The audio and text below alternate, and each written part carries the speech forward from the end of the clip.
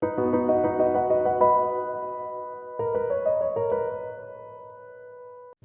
hi everybody, and welcome back to another video on my channel discussing the autonomic nervous system, and in particular the vagus nerve, cranial nerve 10, and how this incredible nerve, this wandering nerve that travels all the way throughout our body, has this immense capacity to facilitate and help us heal.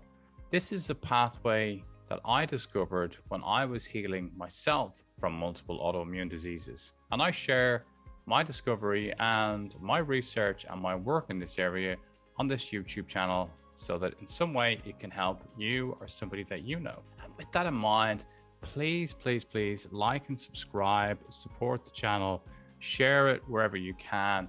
It makes such a massive difference, and it means that I can continue to keep sharing this content. I put this out so that those who can't afford to access this type of information have it for free. But please do like and subscribe. It makes a big difference.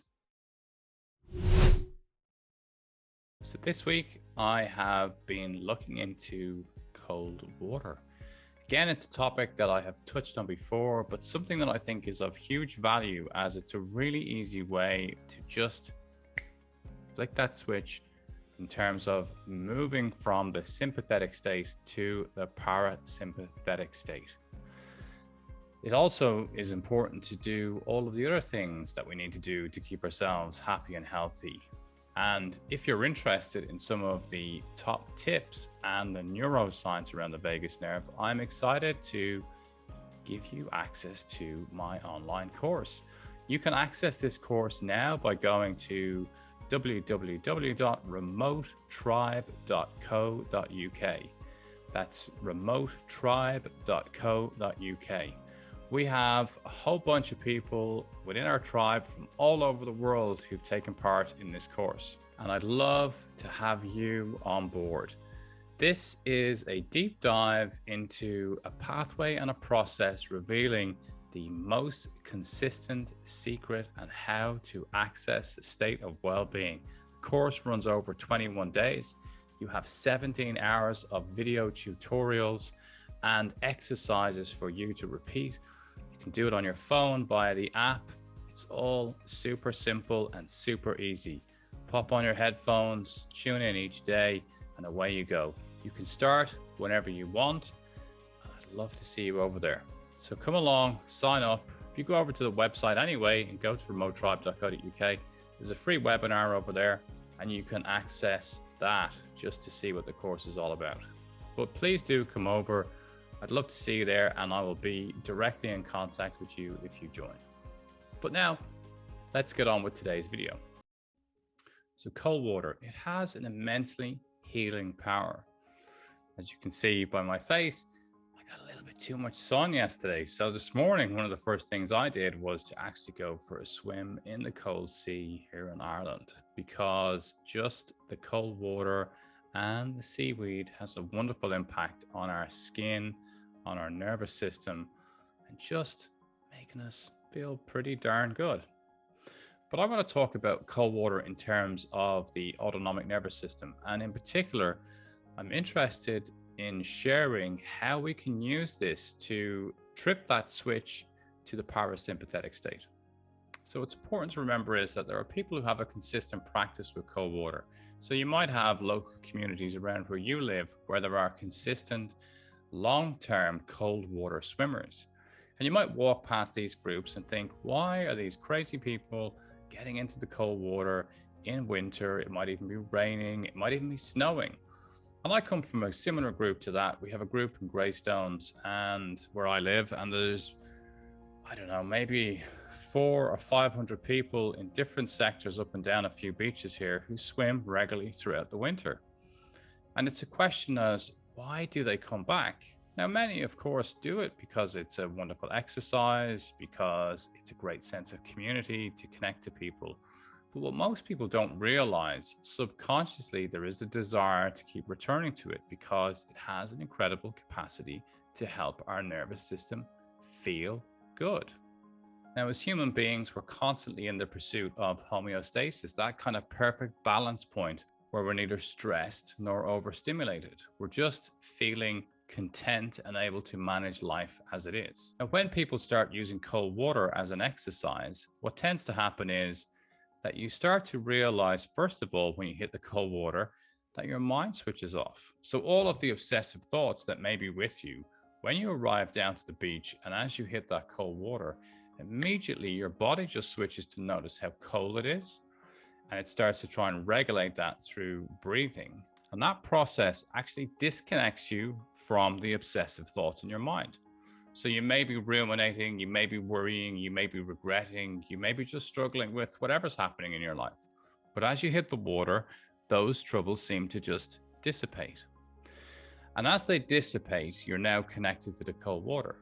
Now, we know from extensive research looking at cold water that being in cold water from 3 to 4 minutes, especially if you can make sure that you're in below your neckline, making sure you're safe, of course, this stimulation then moves your nervous system to the parasympathetic state, to the rest and recovery. So you feel rested, you feel connected to yourself, and all of a sudden you can enjoy the moment. So people who are cold water swimming then really get to enjoy the texture of the water, the beauty of the sky, the sun, the sunrise, the sunset, whatever's around them, all of a sudden, viscerally really connects to the center of themselves. And they may suddenly notice there's immense beauty in the surroundings and in this area where they are swimming. Now, of course, you might say, well, sure, wouldn't they notice that throughout the rest of their day? Well, most people don't, because most people are still in this perpetual state of the sympathetic state. So in a semi-stressed state throughout their day, where they're obsessing and worrying about the next thing that needs to be done or regretting something that happened earlier on. So there's very few points throughout their day where they're actually truly connected to the moment. But cold water swimming is one of those moments, because we know from detailed MRI scans that we can see what happens now when cold water actually hits the body, that everything in the nervous system goes into a relaxed state. In that relaxed state, you're almost in a semi-meditative state. You're being present to that moment and you're enjoying all that's around you. What's really interesting is that when you leave cold water, you actually maintain this state for quite some time afterwards. It can be an hour or 2 hours where you're slowly coming off that kind of high feeling that you have from the water. And then you move back into the normal ruminations and challenges of your day, which explains a very important point. Why do these people keep coming back in the winter and swimming again in cold water? It doesn't make sense in terms of normal human behavior, because it is a challenge. We have to get out of bed in winter. We have to undress in the cold. We have to go into cold water. All of these things are interactions with our body and our nervous system that are unpleasant, and unpleasant feelings in general are defended against by our nervous system in order to promote us to avoid that situation. But yet in this particular scenario, people go back again to the cold water. So we're starting to learn now in neuroscience that the reason why they keep going back is because there is an embedded memory that's now existing within the nervous system that reminds them, this is a good feeling. So even though I have to jump over very significant hurdles to get into that cold water, and I have to wake up and move through an unpleasant time to get to this beach in the cold and miserable weather, the benefits are enough for me to sustain the pain. And in terms of a mental health regime, this is quite staggering.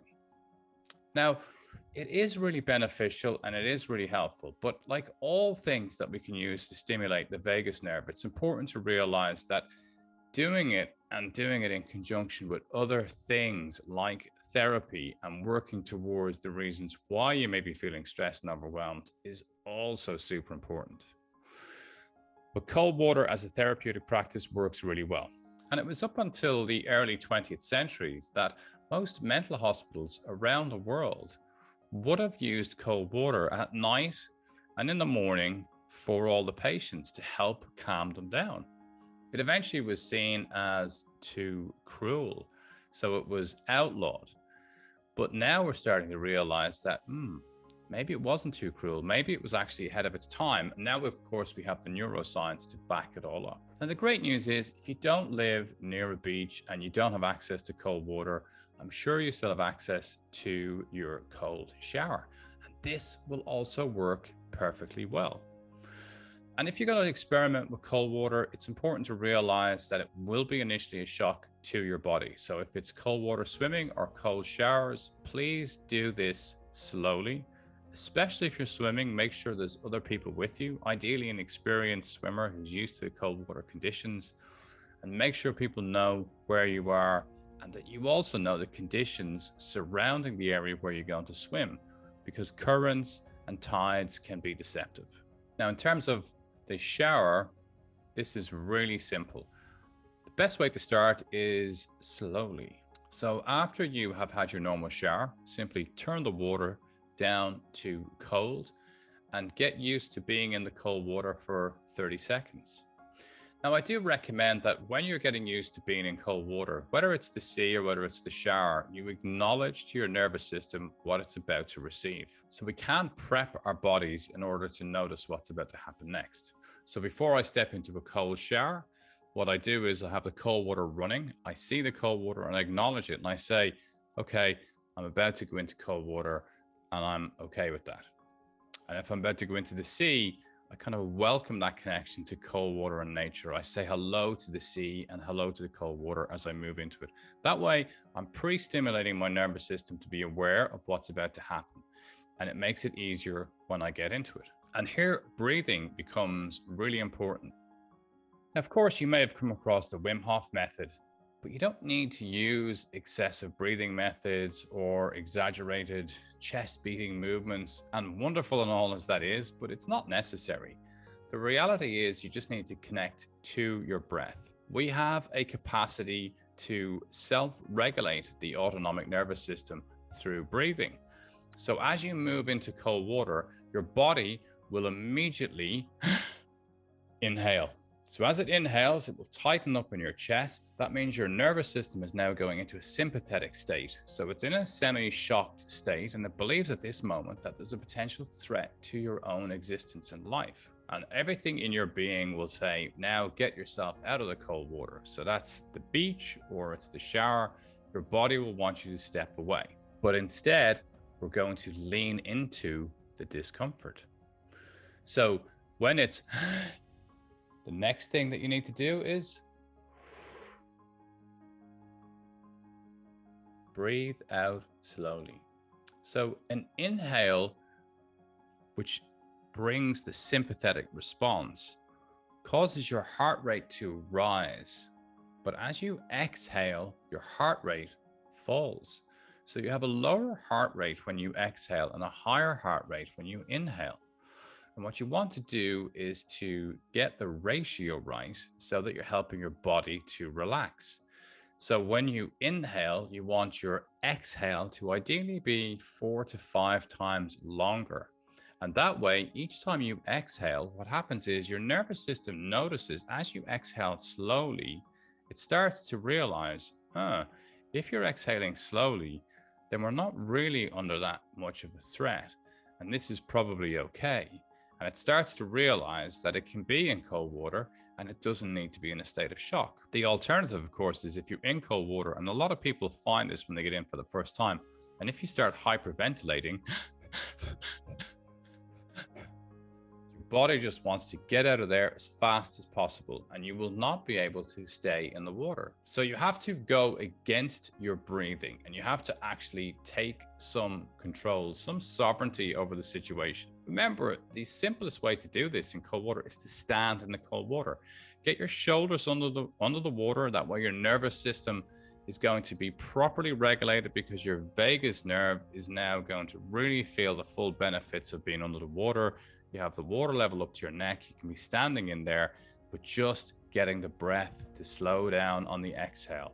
And as you slow down on the exhale, your body starts to realize this is okay. This is the same principle when you're in the shower. The first time the cold water hits you, breathe out.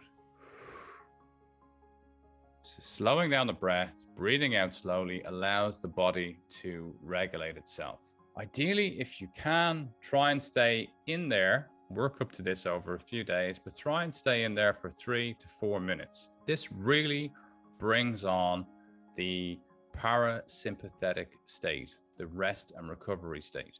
This is the point where all of a sudden you will feel very much connected to nature. You will start to appreciate the beauty of everything that you see. One other thing that can be helpful to try is that if you are struggling with sleepless nights and you're not able to sleep very well, and especially if you're ruminating and you're kind of caught in those hopeless and helpless thoughts that often arrive with us at 3 a.m. in the morning when we can do nothing about them, a cold water shower moves the body from that stress state back to the rest and recovery state. So it might seem rather counterintuitive to think about taking a cold water shower at 3 a.m. Just jump into the shower, give yourself 3 or 4 minutes of cold water, moving yourself around in the shower so the exposure is across the whole of your body, and then dry yourself off and get back into bed. You'll have dropped your core temperature and you will most likely have moved your nervous system into a rest and recovery position, which means sleep will be aided in that place. Please do like and subscribe to my channel. It makes a massive difference. It means that I can continue to release a video every week to help you guys and the people that you love. But for now, thank you again for joining me. Please don't forget about my course if you want to check it out, remotetribe.co.uk. And let me know your feedback on this. Let me know if you're going to try some cold water therapy. Drop me a message below. I pick up my messages. I respond to everybody. It may take me a few days, but I get back to everybody.